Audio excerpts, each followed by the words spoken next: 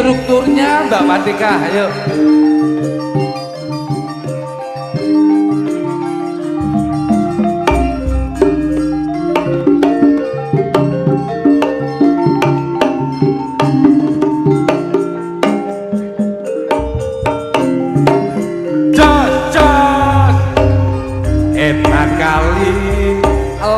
Ulon kali arep nyabrang gak no wonte etan gemati lodik sing kulon gemati tak timbang-timbang podo abote tak suwiri dadi selawe cukup papat akari selikur tak pikiri lodik ora melu duwe ora kliwat mancing sedulur kapal api kapal udara kapal selam pakai giliran bukan famili bukan saudara siang malam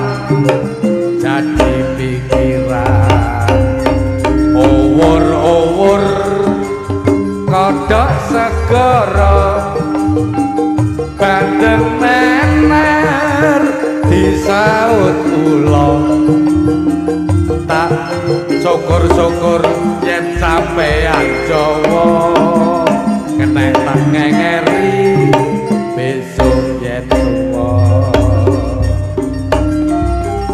Ayo jalan bareng, asik pramugari semuanya ikut, yuk.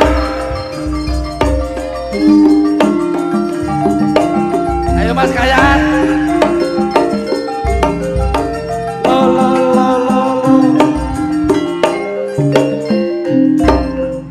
Asik.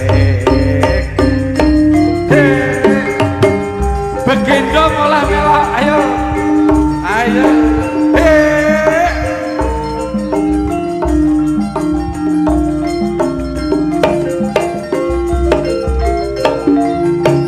Matur nuwun, terima kasih.